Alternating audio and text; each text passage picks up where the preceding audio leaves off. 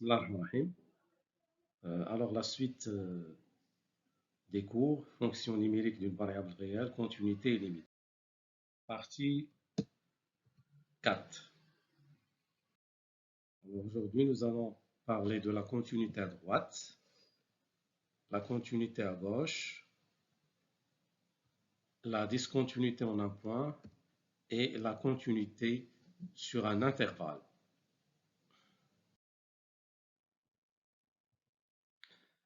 Continuité à droite, une définition. On dit qu'une fonction f définie sur un intervalle de centre x0 est continue à droite en x0 si et seulement si il existe, quel que soit l'intervalle j de centre f de x0, il existe un intervalle i de la forme x0, x0 plus alpha, tel que f de i est inclus dans j.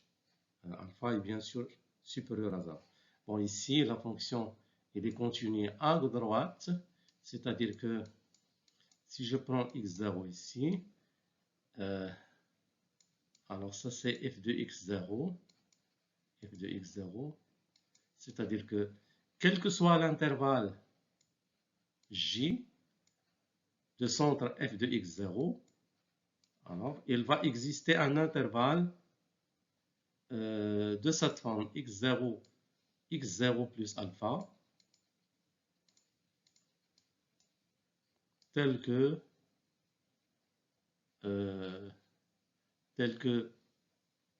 l'image par f de cet intervalle, il est inclus dans j, c'est-à-dire il est inclus ici. Bon, en fin de compte, la fonction il est continue à gauche, pardon, à droite.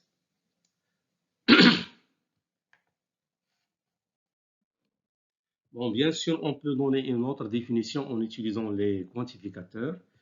On dit que f est continue à droite au point x0 si seulement si, quel que soit epsilon positif, il existe alpha positif, tel que quel que soit x appartient de f, si x0 inférieur ou égal à x inférieur strictement à x0 plus alpha, alors la valeur absolue de f de x moins f de x0, il est inférieur à epsilon. Maintenant, la continuité à gauche. Bon, là, c'est la même définition, sauf ici que l'intervalle doit être de cette forme. Alors, on dit qu'une fonction f est déjà définie sur un intervalle de centre x0 appartient à R. Elle est continue à gauche en x0 si seulement si, quel que soit l'intervalle j de centre f de x0,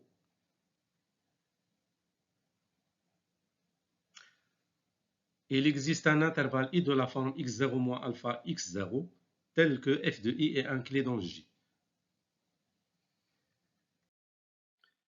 Alors, de la même manière, on peut donner une définition en utilisant les quantificateurs à la notion de continuité à gauche. F est continue à gauche en x0 si seulement si, quel que soit epsilon positif, quel que soit alpha positif, il existe alpha positif tel que quel que soit x appartient de f, si x0 moins alpha inférieur à x inférieur ou égal à x0, alors la valeur absolue de f de x moins f de x0 est inférieure à epsilon.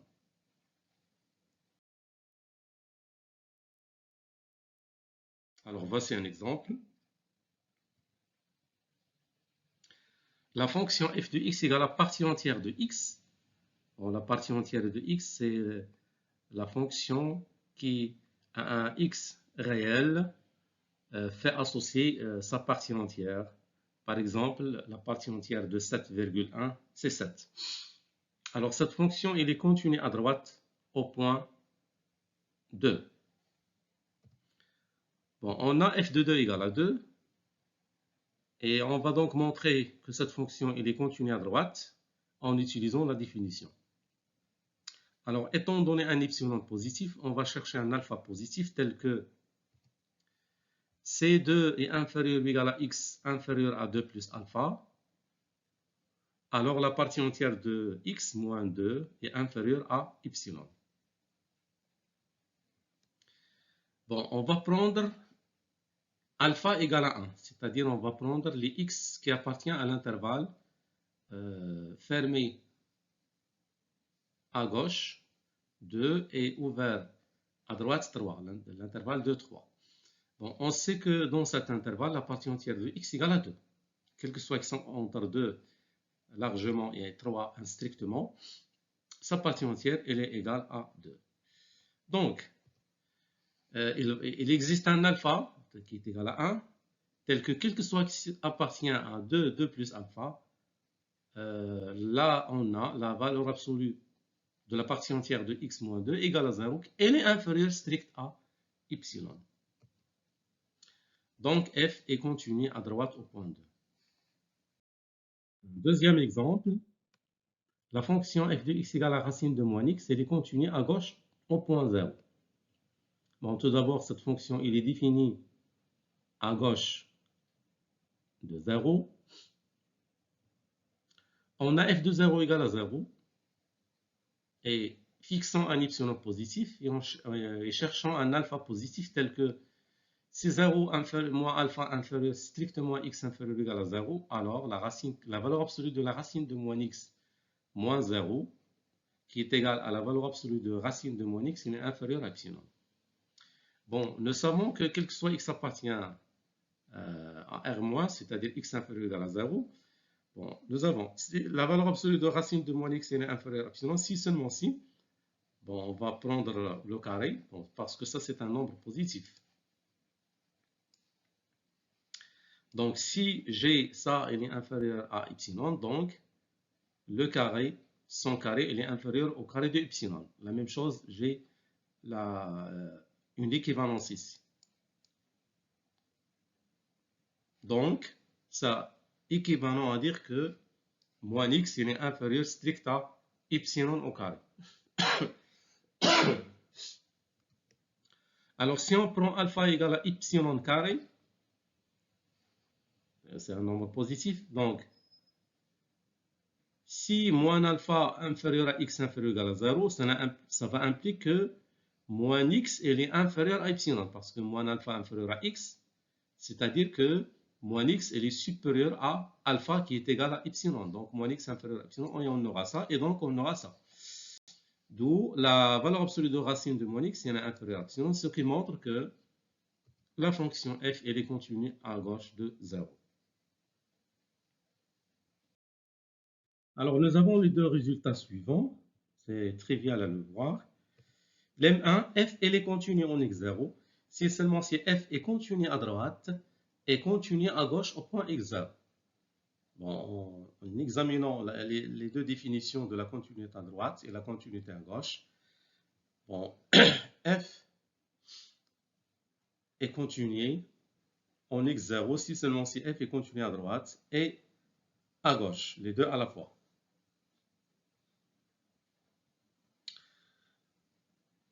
Les propriétés de la continuité déjà vues sont aussi valables pour la continuité à droite et la continuité à gauche.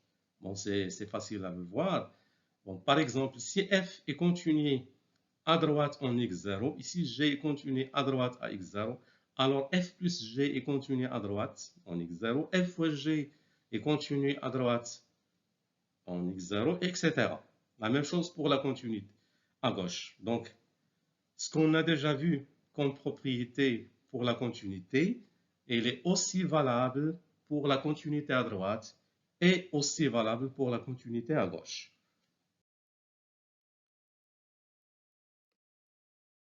La discontinuité en un point. Alors, on dit qu'une fonction f définie sur un intervalle de centre x0, elle est discontinue en x0 si tout simplement f n'est pas continue en x0. C'est-à-dire que il existe un intervalle de centre f de x0 pour lequel il n'y a pas un intervalle i de centre x0 tel que f de i est inclus dans J. Ou bien en utilisant les quantificateurs, bon, tout simplement, il faut savoir que f discontinu en x0, c'est-à-dire si seulement si f est non continu en x0. Donc en utilisant la définition de la continuité, on peut donc faire la négation بالنسبة للكونتينيتي عندنا كيل كو سوا إبسيلون، دونك غتولي عندنا في الديسكونتينيتي إل إكزيست إبسيلون. في لا كونتينيتي عندنا إل إكزيست ألفا، في الديسكونتينيتي غنلقى كيل كو سوا ألفا. بالنسبة للكونتينيتي عندنا كيل كو سوا إكس أبارتيان à la valeur pardon, à l'intervalle x0 moins alpha x0 plus alpha inter df. Donc, عندنا بالنسبة للديسكونتينيتي il existe x appartient à x0 moins alpha x0 plus alpha inter df tel que la valeur absolue de f de x moins f de x0 elle est supérieure ou égale à epsilon. Donc, je prends la négation de la formulation par les quantificateurs de la définition de la continuité.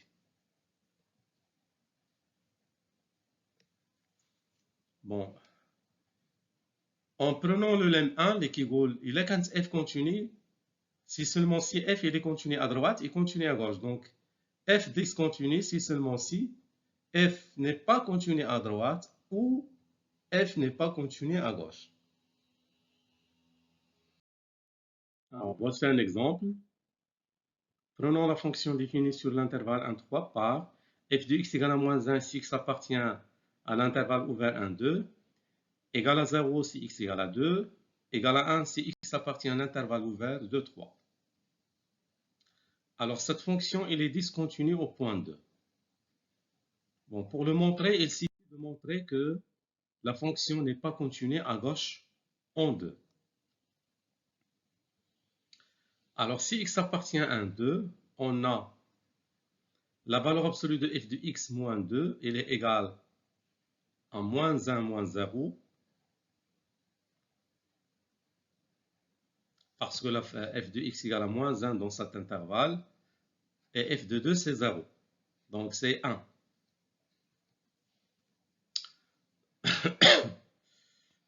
Donc lorsque x il est à gauche de 2, c'est-à-dire appartient à cet intervalle 1, 1, 2, nous avons, si je prends epsilon égale à 1 demi, si je prends epsilon égale à 1 demi, alors je vois que quel que soit alpha positif, il va exister un x appartient à 2 moins alpha 2 inter df. Bon, ici, 2 moins alpha 2 inter df. Pourquoi? Parce que la fonction elle est définie sur l'intervalle 1, 3. Mais si je prends un alpha positif, je peux toujours trouver un élément entre 2 moins alpha et 2 strictement qui appartient à 1, 2. D'accord? Quel que soit alpha positif. Et donc, pour ce x qui appartient à l'intervalle 1, 2, nous avons la valeur absolue de f de x moins f de 2 égale à 1. Et 1, il est supérieur strict à 1 demi.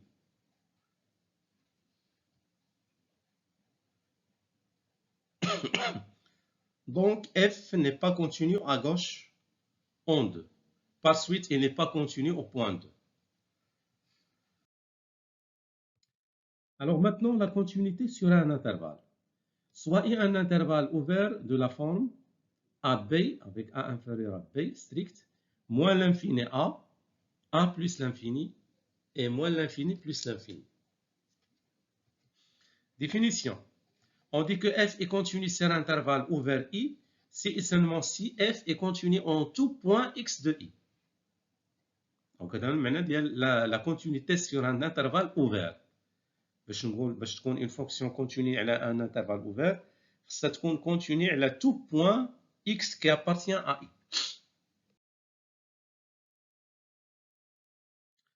Alors maintenant, pour la continuité sur un intervalle fermé AB. Alors, la fonction f elle est continue sur AB fermé, si et seulement si f tout d'abord elle est continue sur x, en tout point x appartient à B ouvert, c'est-à-dire f elle est continue sur l'intervalle ouvert AB, elle est continue à droite en A et elle est continue à gauche en B. Parce qu'ici nous avons la forme de l'intervalle, c'est AB. Donc pour A, on ne peut parler que de la continuité à droite. كذلك هنا B, on ne peut parler que de la continuité à gauche.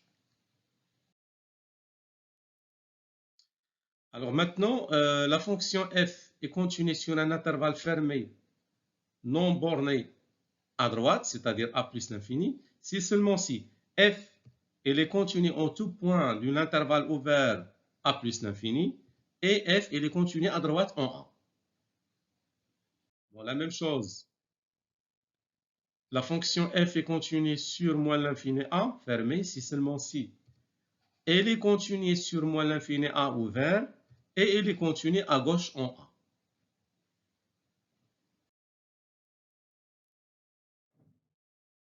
Théorème 4.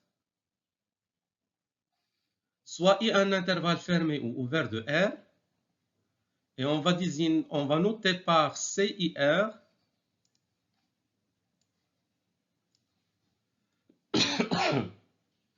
l'ensemble des fonctions continues définies de l'intervalle I vers R, les fonctions numériques. Alors, nous avons deux choses. CIR menu de la loi des deux lois de composition interne plus l'addition et la multiplication fois est un anneau commutatif unitaire. Et CIR menu de la loi plus interne et de la multiplication par un scalaire point, c'est un espace vectoriel sur R. Alors, pour la démonstration, l'ensemble des fonctions continues définies sur un intervalle I, menu de la loi plus et la loi fois, est un anneau commutatif. Tout simplement, il faut se rappeler que l'ensemble des fonctions définies sur un intervalle I, l'ensemble qu'on note comme ça, est un anneau commutatif unitaire. Bon, d'après les propriétés que l'on a déjà vues. Et la somme de deux fonctions continues, la somme de fonctions est une fonction, la multiplication de deux fonctions est une fonction, la somme des fonctions est commutative, associative, possède un élément neutre, et tout élément admet un opposé, le symétrique. La même chose ici, fois, elle est distributive par rapport à l'addition, et elle est commutative, et admet un élément neutre, qui est la fonction constante qui à chaque x appartient à i fait associer la valeur 1. Alors, d'après les propriétés que l'on avait sur les fonctions continues, la somme de deux fonctions continues est continue, le produit de deux fonctions continues est continu, donc on voit que CIR est une partie stable de FIR par l'addition et par la multiplication. De plus, si f et g sont deux fonctions continues, alors f moins g est continu. Donc CIR plus est un sous-groupe de FIR plus. De même, ici, les propriétés de la distributivité, elle va rester. 1 est l'élément neutre. La même chose parce que la fonction constante de valeur 1 est une fonction continue. Donc, CIR plus fois est un sous-anneau de l'anneau commutatif unitaire FIR+. Et par suite, c'est un anneau commutatif unitaire. Alors maintenant, ce qui est pour l'espace vectoriel sur R, nous savons déjà que FIR plus point est un espace vectoriel sur R.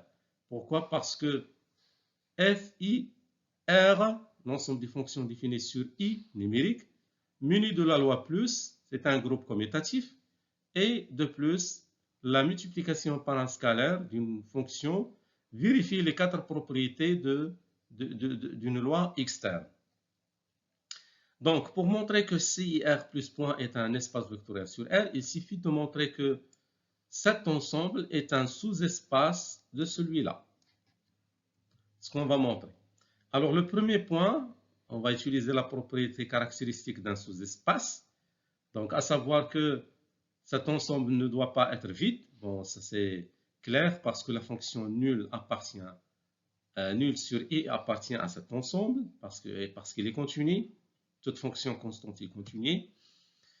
Et nous avons déjà montré pour les propriétés, donc soit lambda et mu appartient à R carré, et fg appartient à CIR, c'est f et g sont deux fonctions continues sur I. Alors lambda f plus mu g est une fonction continue, donc il appartient à cet ensemble. Voilà, donc CIR plus point est un sous-espace vectoriel de FIR plus point, et donc c'est un espace vectoriel sur R.